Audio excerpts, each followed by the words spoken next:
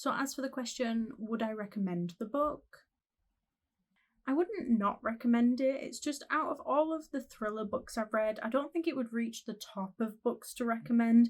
Heck, I don't even think it would reach the top of Freida Mcfadden books I would recommend. Hi everyone, my name is Terry Westwell and today is Tuesday, which means it's time to discuss our Panic at the Book Club book of the week, which is The Perfect Son by Freida Mcfadden.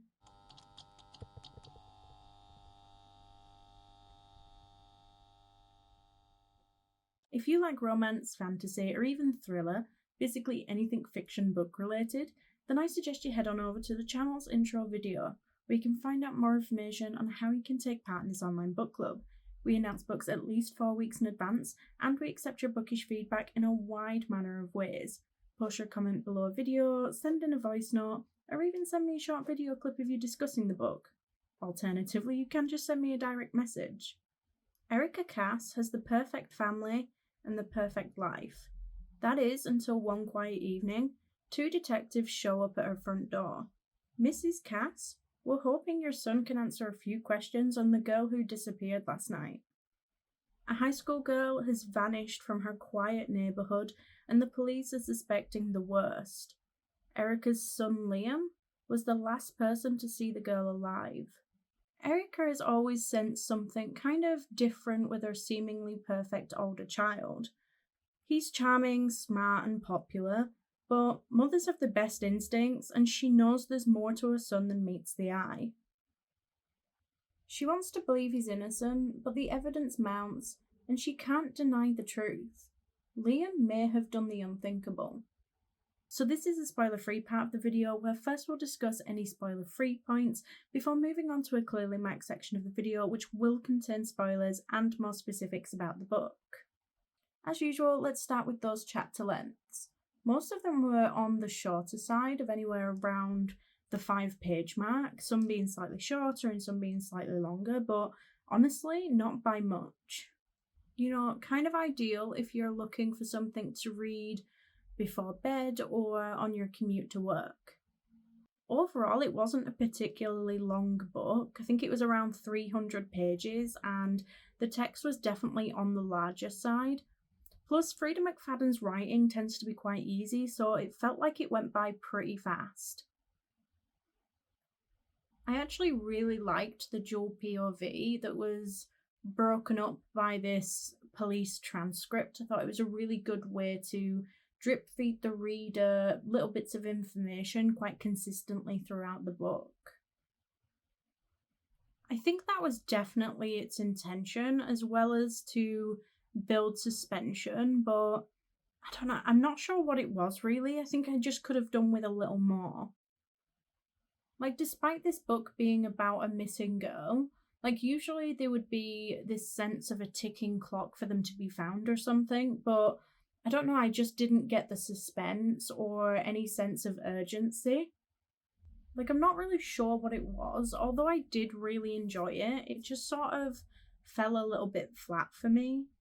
Like, I was definitely intrigued and curious as to what was going on, but in the end, not all that much happened, and I was able to guess the big twist well in advance. Which I don't always mind, but I just don't feel like there was enough going on to make up for the fact that it was a little predictable for me. And I kind of hate saying stuff like that because was it predictable or did I just make a good guess? Like, there could have been tons of people out there who didn't see that ending coming, but I don't know, for me, I just thought it was quite obvious. Like, I was just able to connect those dots pretty easily, and I think in this book's case, there just wasn't enough going on to distract me from what I knew the twist was going to be. But usually by the time we've reached halfway through a thriller, I've already had at least like 6 theories, but I think this one capped at like 3 by the time we knew what the big twist was. In the end, I rated this one 3 stars because it wasn't a bad book, like it was easy to read and I did enjoy it.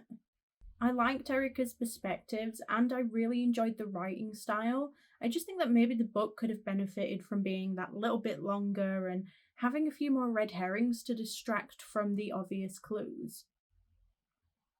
If I had to compare this to any other book, it would be Wrong Place, Wrong Time by Gillian McAllister. I think it's that domestic book trope of a mother's love no matter what. It also kind of reminds me a little bit of The Girlfriend by K.L. Slater. So now we've reached that part of the video where I suggest if you haven't read this book yet, go do that first, because beyond this point there'll definitely be spoilers.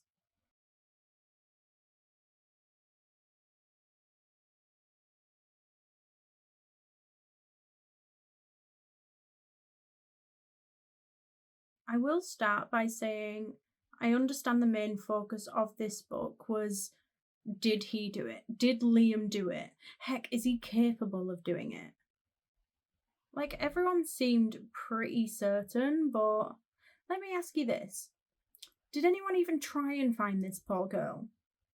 Like, it just felt fairly immediate that everyone was like, oh, there's a missing girl, she must be dead.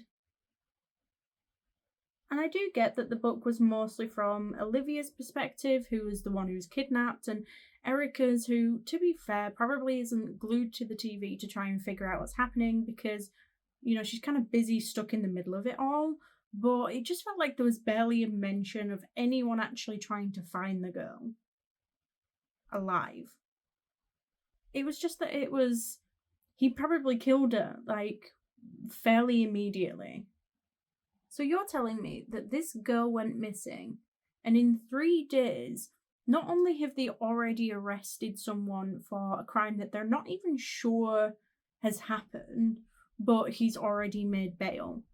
If this police department was any more efficient, they'd be making arrests before anyone's even gone missing. The only thing I could think of is that this Olivia must be so annoying that everyone was just hoping that she wasn't around anymore, because it just felt like such a big leap to make so quickly. Like, maybe I'm wrong, but I just felt bad for the girl.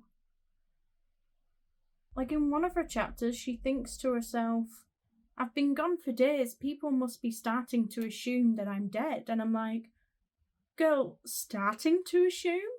They've been shouting murder since day 1, with barely a mention of even trying to look for you. Like, the book does do a really nice job of painting this picture of what it must have been like down there in that hole for Olivia, and how Erica feels about her son, but I swear, other than that, not much more existed.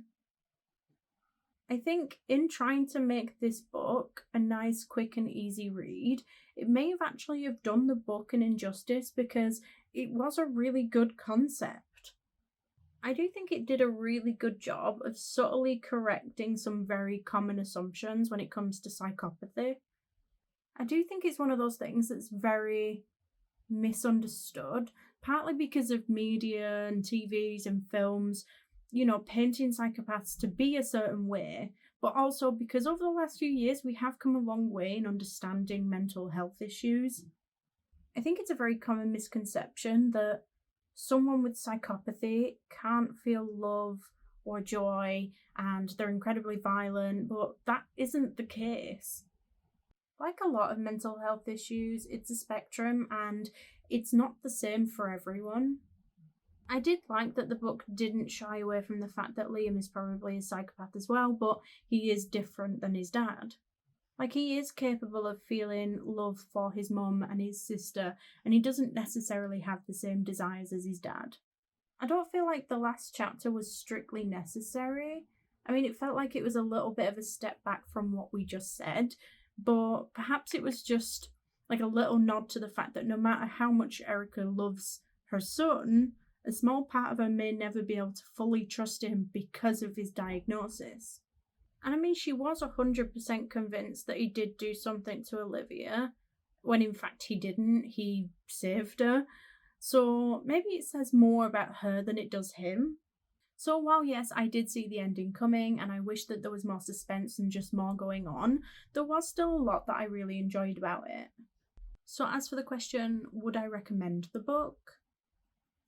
I wouldn't not recommend it. It's just, out of all of the thriller books I've read, I don't think it would reach the top of books to recommend. Heck, I don't even think it would reach the top of Freida Mcfadden books I would recommend. It was very short, quick and easy to read, I just wish that more had happened and I wasn't able to guess that big twist quite so clearly. So will I be reading any more by Freida Mcfadden? Absolutely. In fact, we'll be discussing The Gift by Freida Mcfadden in just a few weeks as our festive thriller read requested by And. I have previously read The Housemaid, which I did really enjoy. However, if my opinion was based solely on this book, I'm not sure it would be enough to have me reaching for another. Her writing style is really nice and easy to read, especially for a thriller, but this one just missed the mark a little bit for me. But let me know what you thought. Did you enjoy the book? So The Perfect Son by Freida Mcfadden is only the second book that I've read from that author. The first one was The Housemaid and I absolutely loved it. So I was looking forward to getting into this one as well. It wasn't as good as The Housemaid, but it still kept me wanting to carry on reading, and after every chapter left me wanting more, so I was happy with that. I also wrote notes while reading this one, so I'm going to quickly go through those with you. I really liked that a lot of the chapters started with a police transcript. I really like that in my thriller books because I like the sort of pressure that it puts on other characters. And I also liked the fact that we didn't get a Liam POV. I liked that we had POVs from other characters, but never Liam. So it sort of kept the mystery going of whether it is actually Liam doing the kidnapping or not. So that was great. I also really like the fact that Erica was well aware of Liam and the way that he was growing up, and she had her concerns for obviously other girls and stuff within his class or girls that he was talking to, even his friends. I'm glad that she was well aware. It wasn't like she just turned a blind eye to the way that he was. She already had her concerns. I did have some theories as I was reading along. I did guess the ending. I did guess of what was really going on, but at the time I was sort of thinking, yes, I did think that it was the dad, but I didn't think it was just the dad. I did think that maybe Liam and his dad were working together. I can't remember the dad's name, but at times I thought maybe they were working together and he was sort of showing Liam the ropes and showing him how to do what he does, so then he can sort of carry on his legacy if anything was to happen to him. I also thought that maybe Liam was the one that was luring the girls to his dad, so then his dad would carry on the rest. But as obviously we got to the end, we found out that it wasn't Liam at all. It was, in fact, just his dad. So yeah, I think I sort of picked up on it that it was Liam's dad, was because obviously he was coming home smelling a perfume. I didn't think for a second that he was cheating, that sort of thing.